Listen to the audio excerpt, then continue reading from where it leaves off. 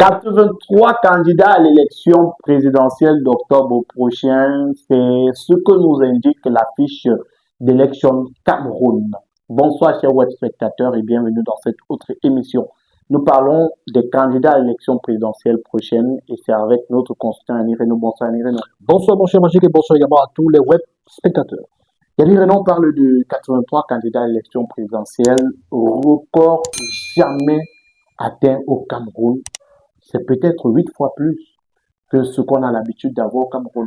Et peut-être même un record mondial, parce que là, c'est franchement, c'est hallucinant, c'est impressionnant. Peut-être que le chef d'État actuel, le chef d'État sortant,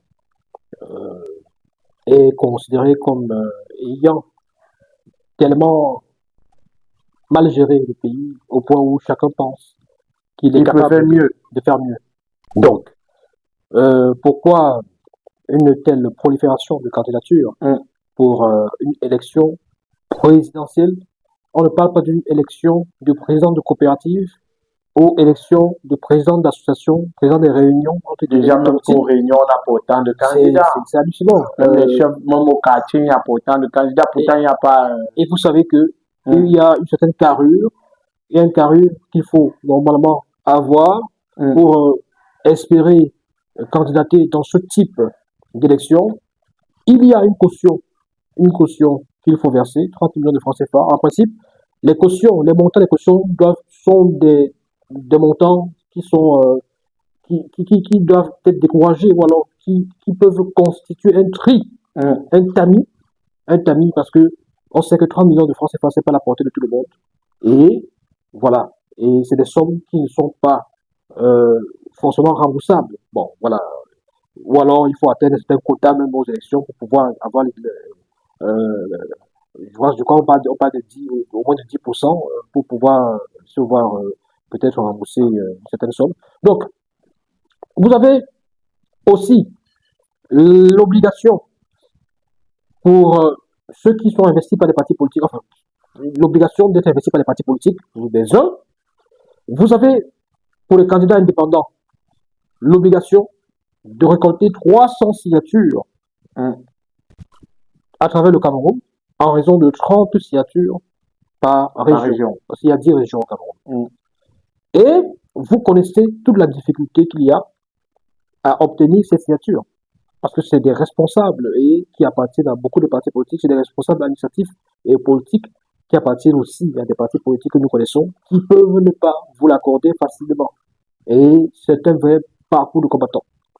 Donc, quand vous voyez ce nombre élevé de personnes, de candidats, vous demandez, ces personnes-là, pour la plupart, comptent sur quoi pour pouvoir venir présenter ces différentes candidatures?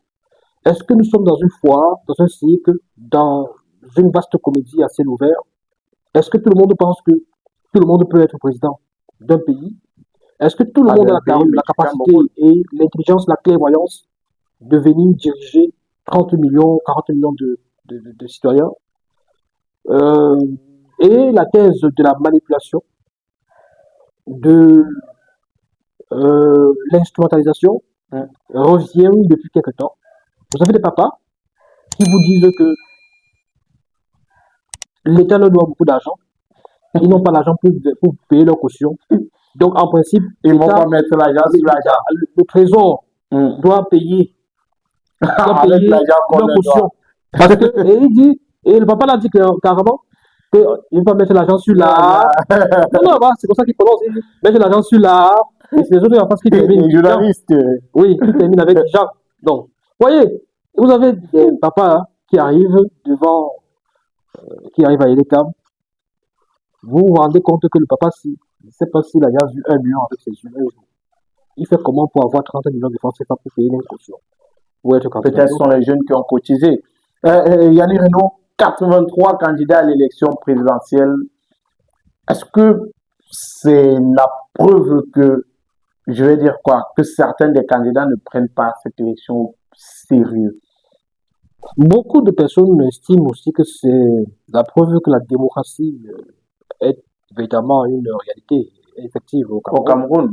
Et que on peut se lever et solliciter la candidature Avant de continuer, chers internautes, marquons un petit arrêt pour parler de ce médicament PowerHealth. C'est un médicament fait à base de plantes naturelles pour éradiquer toutes les maladies de votre corps. Si vous souffrez de mal de rein, mal de dos, nerfs sciatiques, mal de genoux, faiblesse sexuelle, paludisme, typhoïde, problème de constipation, vous souffrez d'obésité, vous souhaitez perdre le poids et d'autres maladies encore qui vous dérangent, voici la solution. Contactez dès à présent le numéro de téléphone qui est présent au bas du petit écran et retrouvez la guérison grâce à ce médicament miracle.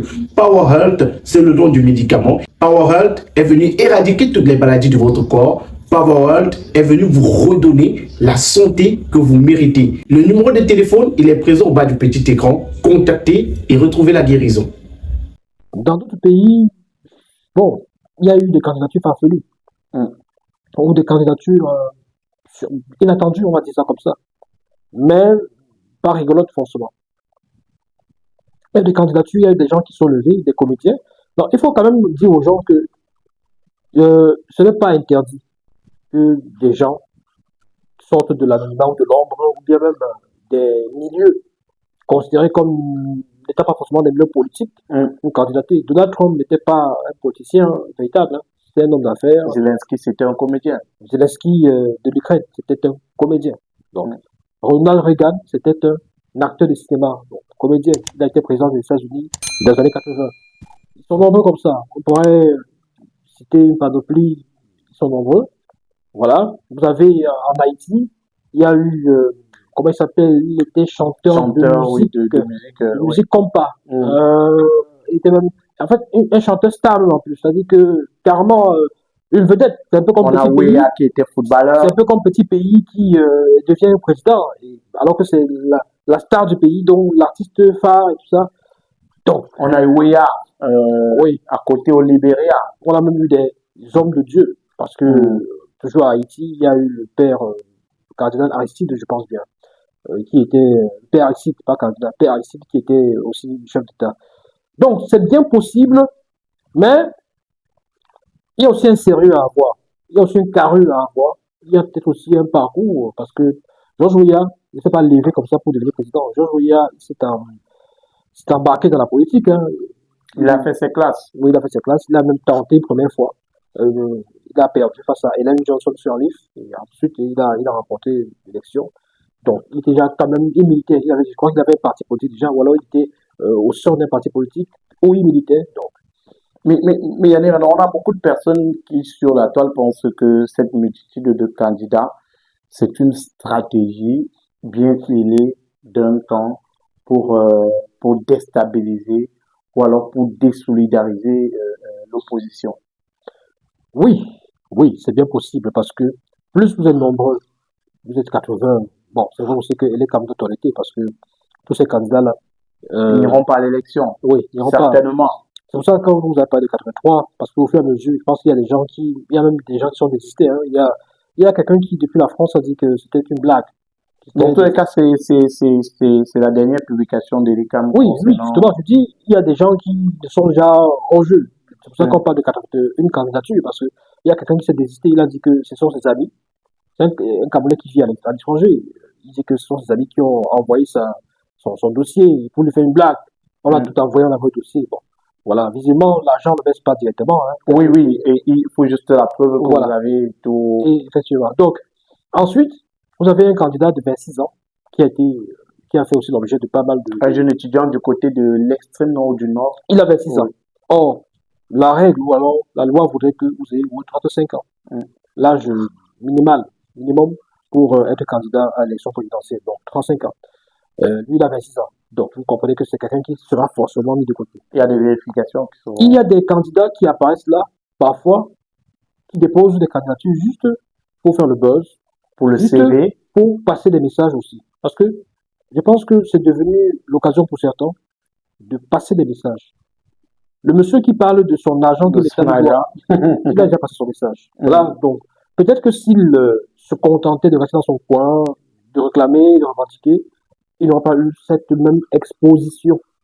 Parce que vous savez que pour les dépôts de candidature, il y avait une médiatisation, il y avait une exposition. Les médias étaient dans tous les centres, tous les antennes et les câbles, dans tout le pays, pour essayer de voir qui vient déposer ou pas.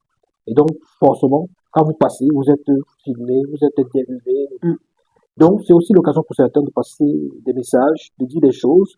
J'ai vu des gens qui ont déjà commencé à dérouler le programme et ils déroulent le programme sur fond de critique, entre guillemets, de ce qui est là. Moi, j'ai vu quelqu'un qui parle de l'agriculture, qu'il fallait relancer ceci, cela. Donc, c'est déjà, c'est un peu ça. Mais tous ne seront pas forcément candidats. Je pense que quand il y aura le pailletage, on aura un minimum, on aura au moins, quoi, au maximum une vingtaine. Peut-être même un peu moins. Voilà. Donc, de candidats retenus sur la base de tous les critères qui doivent être respectés par les uns et les autres. Et surtout le paiement de la caution aussi. 30 millions de francs CFA, ça coûte par les rues. C'est pas tout le monde qui les a. Et les jeunes peuvent cotiser. On a vu que il y a des papas qui sont arrivés là et on se rend bien compte que bon, eux là, avec toutes les difficultés qu'ils ont, mais est-ce que l'argent parle, Yannick? Au lieu d'aller à cette élection, est-ce que l'argent parle, Yannick? Ce que je veux vous dire, c'est quoi? C'est que dans une certaine mesure, franchement, le papa, par exemple, que vous avez à l'écran, est-ce que vous pouvez savoir s'il a l'argent ou pas? Non, mais moi je pense que s'il les a même, je pense qu'il pourrait peut-être aller investir cet argent-là dans autre chose. Ou alors donner cet argent en héritage à ses enfants, à sa descendance. Mais est-ce que vous ne dites pas ça pour le décourager, pour que votre candidat, le candidat que vous espérez, gagne les élections présidentielles? Je n'ai pas de candidat en particulier. Je n'ai pas de candidat en particulier, mais je peux simplement dire que tel est favori ou tel, selon la plupart des sondages et ce qui se passe sur le terrain, ce qu'on voit est bien parti pour être, voilà, il est beaucoup plus aimé par les Camerounais. Par moment, il ne faut pas nier les évidences. Il faut se dire que, avec ce qu'on voit, voilà, avec ce que vous voyez également, l'État, en train de, enfin, pas l'État, quand vous voyez le parti au pouvoir, qui conteste, qui critique, qui attaque de façon violente tous les jours, un seul même candidat, vous comprenez que ce candidat représente la vraie menace pour leur champion. Donc, en un mot comme Amil, ces différentes candidatures sont des candidatures farfelues pour la plupart et certaines ne vont pas être obtenues. Est-ce que c'est l'expression de la démocratie? On pourrait le dire. Est-ce que des gens viennent parce qu'ils ont des messages à véhiculer? Ils veulent profiter de cette exposition, de cette surexposition médiatique? Oui, aussi. Maintenant, est-ce que ces gens sont manipulés pour diviser l'opinion? Diviser l'opposition. Vous savez que quand ils sont plus vous êtes nombreux, plus vous allez éparpiller les voix. Il y a forcément vos amis et vos frères et tout ça qui vont au moins par sympathie vous donner même quelques voix. Et ces voix auraient pu être utiles pour l'opposition ou alors même le parti au pouvoir. X opposant qui a besoin de faire le maximum de voix pour remporter l'élection. Dans une logique où, par exemple, un des favoris à cette élection, un des favoris de l'opposition, serait tout seul face au président sortant, tout le monde sait que cet opposant-là aurait beaucoup plus de chances de battre le président sortant, vu tout ce qu'on constate. C'est-à-dire que déjà même, on se demande s'il est encore capable de tenir pendant 7 ans supplémentaires. Donc du coup, en réalité, n'importe qui devrait être favori devant un président dans cette posture, dans cette situation. Donc, en tous les cas, on va dire qu'on a 83 candidats à l'élection présidentielle.